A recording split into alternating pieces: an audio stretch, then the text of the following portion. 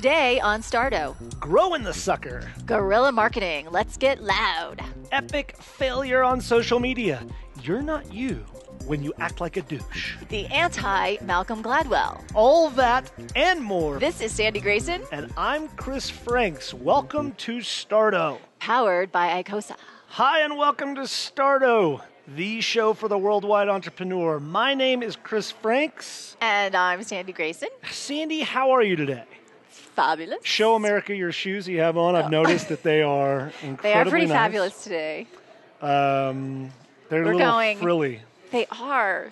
Tell the world why you're so dressed up and I'm not. We are covering a special event tonight at the stadium, Mile High Stadium. Right. It's called Sea Level Event for Colorado Technology Association, where Yeah. they auction off a bunch of celebrity CEOs.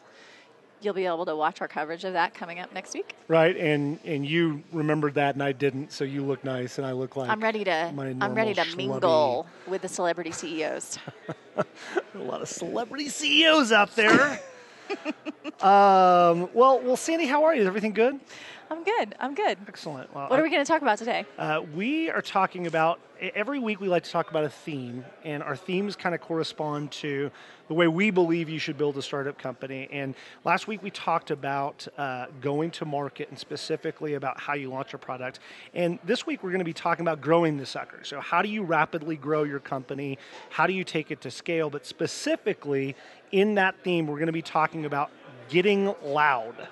Let's get loud. What does that mean? Let's get loud. That's one of my favorite theme songs I used to use on my calls. Jennifer Lopez. Do you remember her performing that at the Super Bowl? Let's get loud. I with remember the go-go the boots. song, but could you sing it for us? I can't really sing that one. I only do I was that during simply- sound check. I was simply trying to get you on video singing a J-Lo. I only sing during sound check. Right. So we've got a really good show, and we're about to dive back right in. But before we do, tell us what is new this week in the startup world. Well, I got a couple cool stories for you this week. Have you heard of Mailbox app? I have heard of those guys. It's crazy. unbelievable. It's blowing up. Yeah. It is blowing up. They're a month old. Do you realize this? They are a month old. And since launching last month, the service capacity has grown 2,000 times. They're delivering more than 60 million emails a day. They said during their first week, they delivered 50 million emails, first week. And they said Twitter took 3 years to reach the number of daily messages that Mailbox reached in less than 4 weeks. So I got on the list. Nice. I'm number 465,448. Well, congratulations for that. What do you think about that? So I think two things. I think the lesson from that is incredible, which is you as an engineering team that has a startup, you need to plan for scale. Yeah. Unlike anything that anybody's ever seen before in the history. It's faster than Twitter. It's faster than Facebook. You have to immediately be ready to go from 0 users to a bazillion users in the span of a month. And it really is remarkable. I applaud their engineering team. But here's my question. Because I signed up, I don't even know what it is. I just signed up because somebody in my Facebook stream Right. did it, so I went and downloaded it. But now that I know there's a waiting list, I'm like, I want it.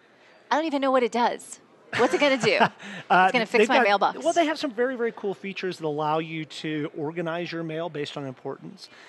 They've got some really neat features, but what you've just discussed, I think, was the brilliance of their product. and guys, congratulations.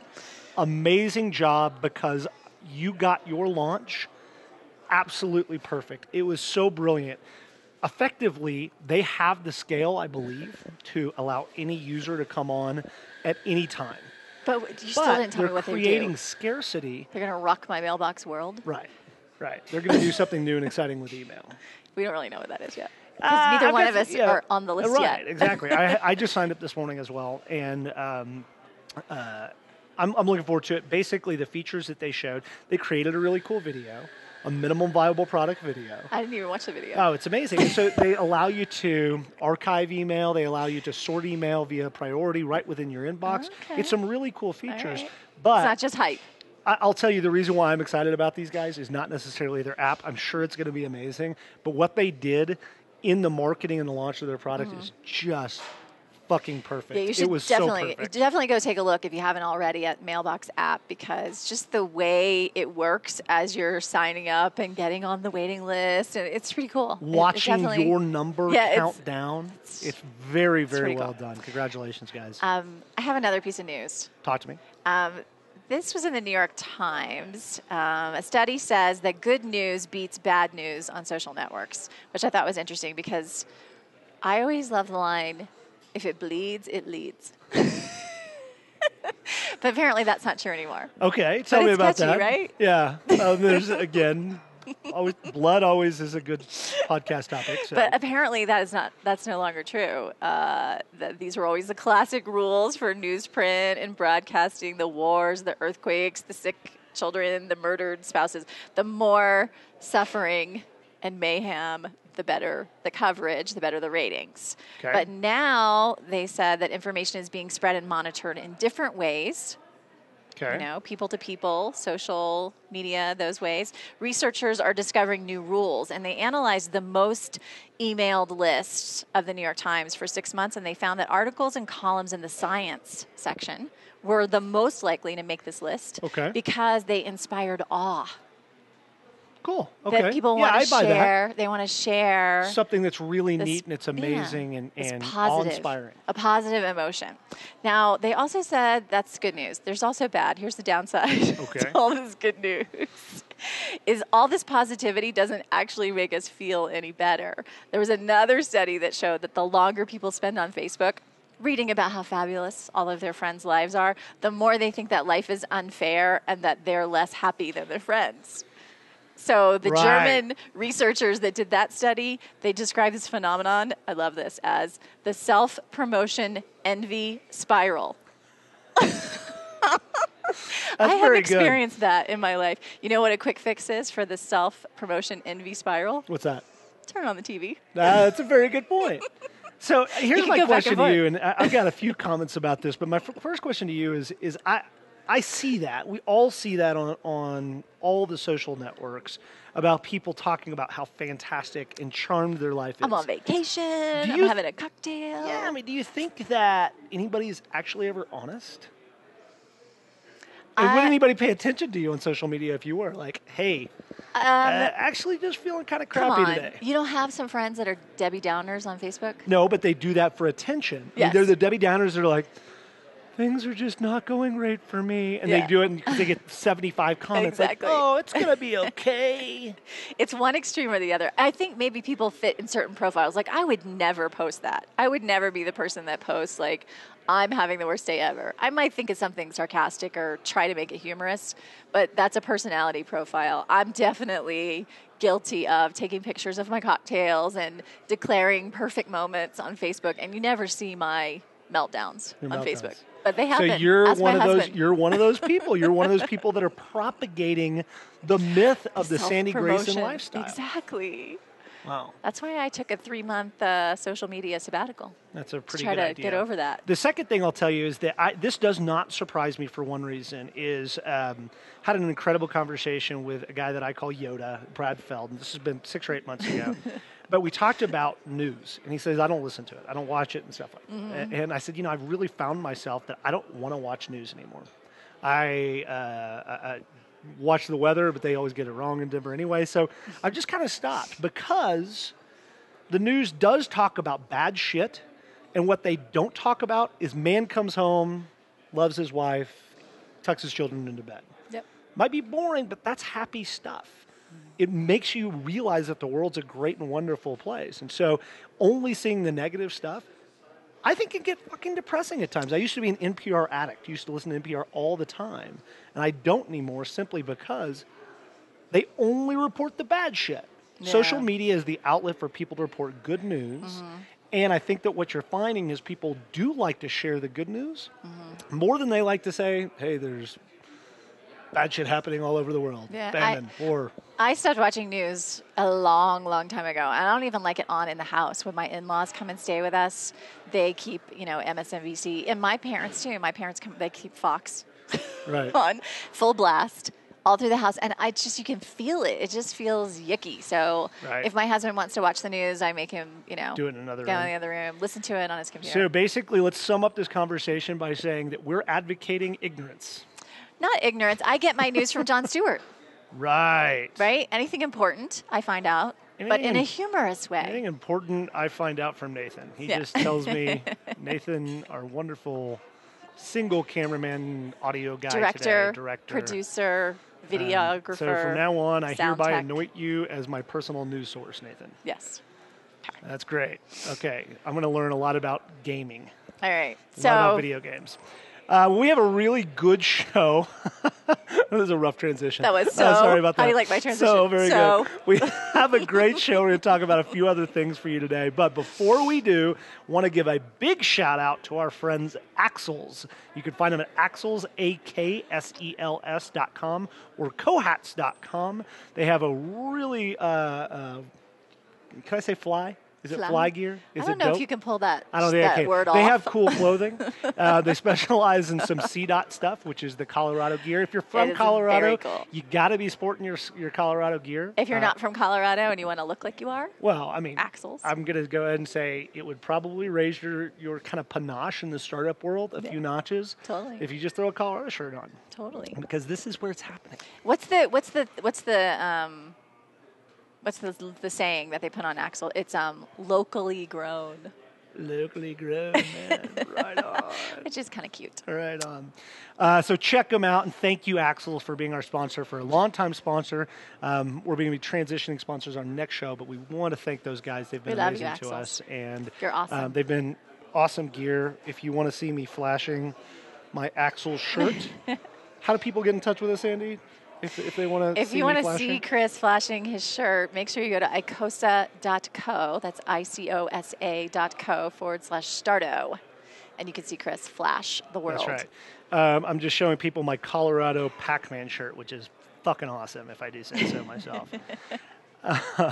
So let's dive into our topic this week, and again, our topic is growing the sucker Growing the from your sucker. playbook. Today we're talking about guerrilla marketing. Let's get loud. Getting really loud. So at this point in time, we've started our company, we've formed, we've come up with our product, we've done all of this sort of work, and we realize that we've got the right product mix. We know what we're going to do. We've got it figured out. We've got our special sauce figured out, and now it's simply time to get loud and obnoxious. Let people know. How do you do it? How do you do it in a real way? Well, in 2013, what that means is you have to be an active and vocal voice on social media. And I want to tell you, before we talk about how to do it, I want to tell you something about what not to do. So we all know that it pays to be real and authentic on social media, but what happens when you're not? Well, chances are you're going to get caught. And when you get caught, you're going to get slammed by the hundreds of snarky people lurking out there in the dark corners of the social media universe. But in some cases, you just snorted. I did. I snorted. That was pretty good. That was funny. Snarky But in people. some cases, it's simply the beginning of your problems. Snickers ran a campaign in London, or excuse me, in the UK, where they paid celebrities to tweet, post pictures on Facebook of them eating a Snickers bar. Well, they got caught because they were paying them to do so. So the first thing that happened, well, the snarky people on social media immediately called them out, said, you guys are cheesy, this is not authentic, it's not real. However, that was simply the start of their problems. Turns out in England, they have a law against such things. So I'm going to read from this article. You could find the article. It's on the Next Web. Did they not know? Snickers didn't know about this law? Well, I'm guessing Snickers is a U.S.-based company, so I'm guessing they don't know. It says, such an offense actually contravenes the UK's Office of Fair Trade guidance that celebrities must make it absolutely clear they're promoting or endorsing a product. It's deceptive advertising if they don't reveal they're being paid to promote it. So, the moral of the story is, don't be a douchebag, be real, be authentic, and if you do, pay somebody to tweet out your stuff.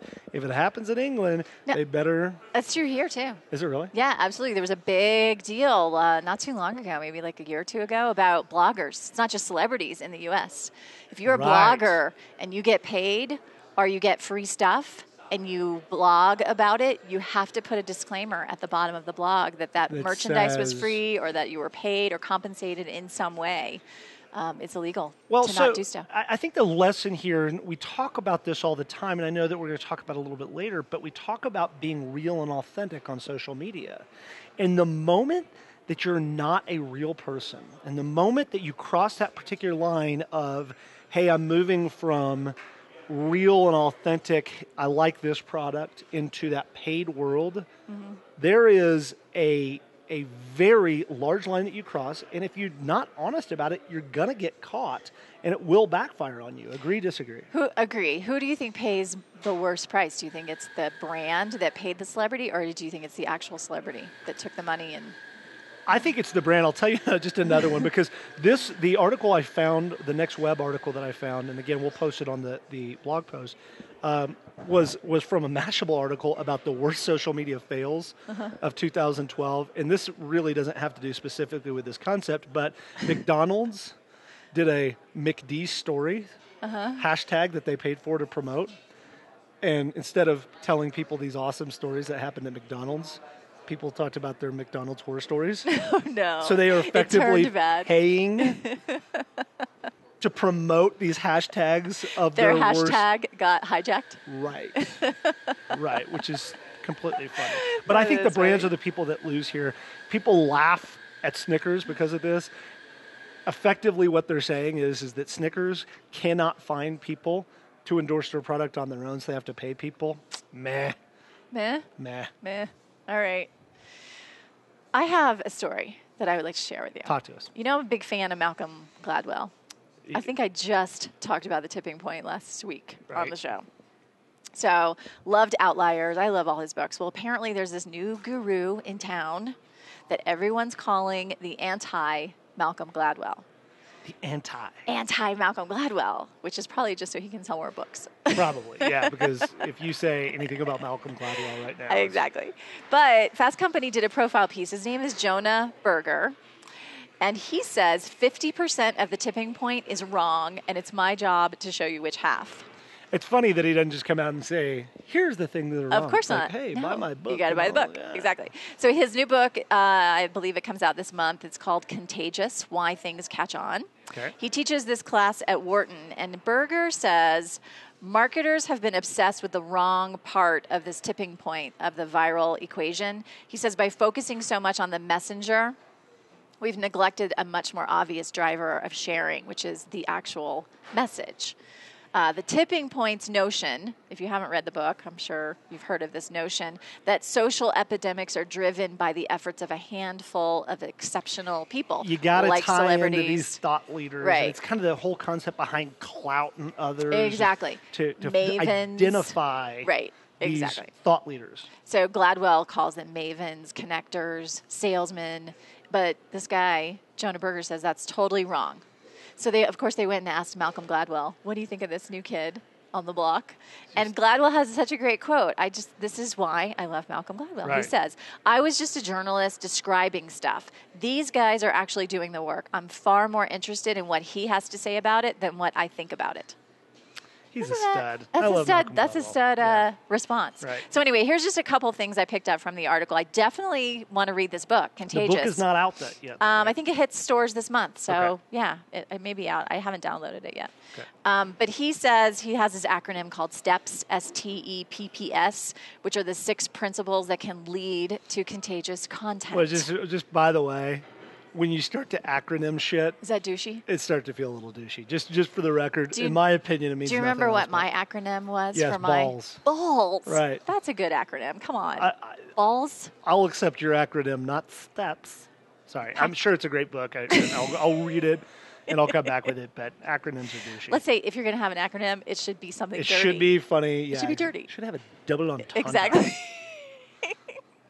That's our rule. So tell us anyway, what steps mean. The steps are social currency, triggers, emotion, public, practical value, stories. He says these are the ways that social transmission of products and ideas really work.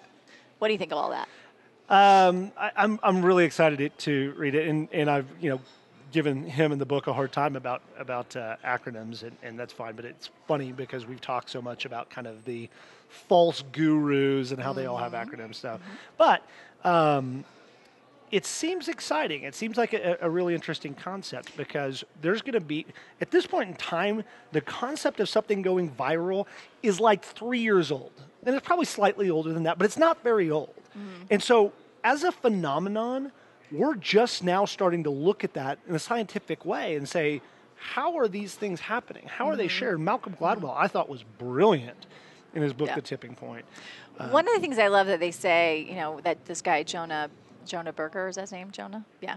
That he said that I did like is all of his stuff that he teaches at Wharton is grounded in the science part of it. Like he's really fascinated with that. And Malcolm Gladwell even admitted as well that he's into the storytelling. So Malcolm Gladwell's books are always centered around these amazing stories that he weaves that teach us these lessons. But Jonah was really fascinated with the science of it. The hardcore and like science why is it? And so I'm really interested to find out, what's the meat of the book and how we can use it in our own businesses. So I'll report back. Yeah, please do, and I'll look on it because, as we will report later, breaking news: I'm going on vacation next week. Yeah. This just into the newsroom. Chris is going to Florida with his family. Wait, you're supposed to do tough love first. Oh, right. Well, I mean, I was. Do you have tough love? I do have tough love. So this is my tough love. Yeah, my tough love. You're not done yet. Segment. He's ready to go on vacation so bad. He's skipping over the tough love. Right.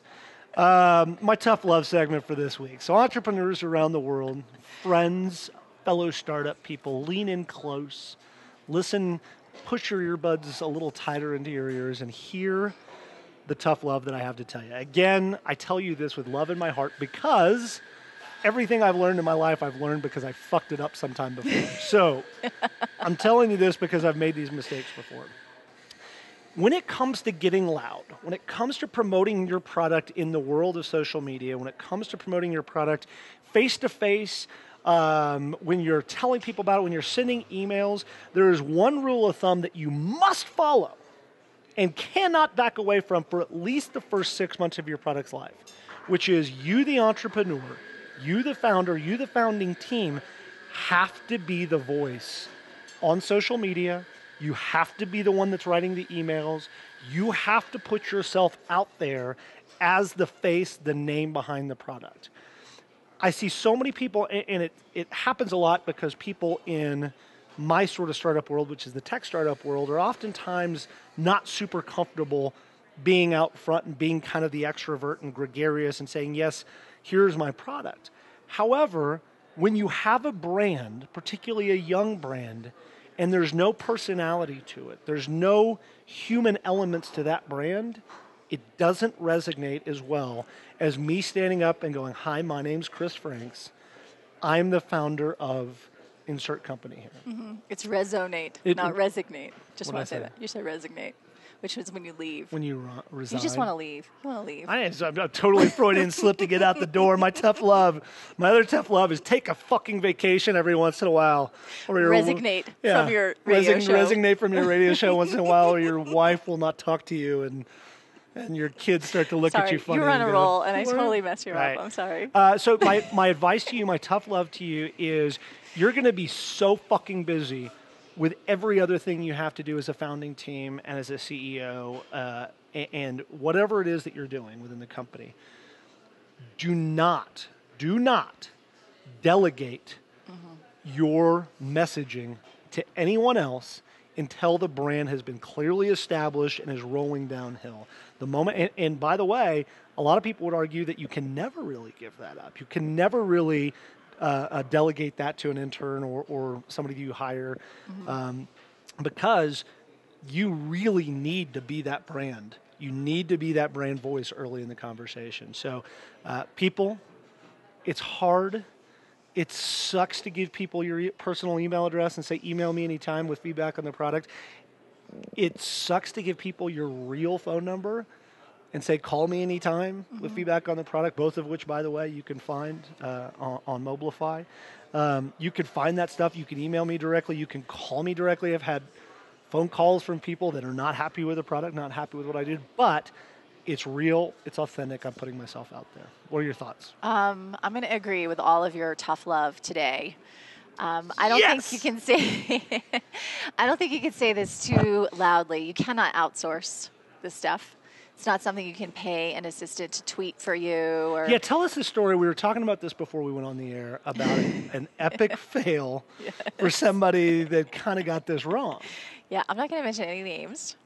I will give a little shout out to my friend Elizabeth PW on Twitter. You can find her on Twitter. She was the one that actually did this, which made me laugh so hard. There was an unnamed guru. She was not the guru. She was not the guru. Right. She was the one sitting in the audience. She is a guru of her own right. She's a fabulous attorney and very smart girl.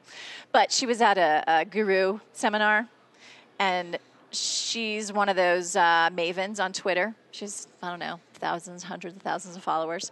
And she noticed that while this person was on stage speaking, a tweet came out, like as if the person was tweeting and on stage at the same moment, and she called bullshit. Which would on be her fucking Twitter. Awesome if you could like, do it behind your back as you're giving a No, speech. she was talking. The person was talking on stage. And so Elizabeth called bullshit and started tweeting like, how is this happening? Like you can't, and she was very passionate about it. You cannot outsource tweets. I'm sorry. You cannot do that. You have to be there. You have to be answering your tweets. And I mean, that happens a lot in the industry I was in where the gurus, they want to take that next step so badly. And a lot of people preach to step off the cliff, to step into the next phase, and they get an assistant, and don't answer your own email, and all the things that you just said. They preach the opposite because it puts this velvet rope between you and your customer, and it makes you seem more special. And also because they're douchebags. But exactly. Yeah. But I don't believe that. I believe if you are truly special and gifted, you don't need that velvet rope. People want to be near you. They want to learn from you. They want to know the mojo that you have. They want some of it. So anyway, it was. They want to feel your balls. They want to feel your balls. They want your balls. Wow. We have just gone from. We are now going to be X-rated on iTunes. Fantastic. But just to wrap up the Sandy makes it all better piece, I'm going to go back to that quote from Jonah Berger, which was, if you focus too much on the messenger by just reaching the right people and having the right people in the room, you neglect the message. And if you're really, really clear about your message and you're really passionate about what you're doing, then you don't mind picking up the phone. You don't mind answering those emails, having those conversations on Twitter, because it's just an extension of who you are and what you're doing in the world. Right. Very good point. That's a very good point. And when you're passionate about your product, when you're passionate about the problem you're trying to solve, you're okay fielding it. Exactly. If you don't feel that is representative of you and your personality, then you do probably want to hide. Mm-hmm. So I guess the real moral of the story is, when you start something, make sure it's something you really want to do. Make sure it's something that you're really passionate about and you're really ready to go out and tackle. And if, like me, you find that you're working in a world that you don't really like, you can leave. Right. You can set your business on fire and walk away like I did. Oh, not literally. You didn't literally set your business on fire. Let's go ahead. Kinda. Debbie's here. Ask her. No. Well...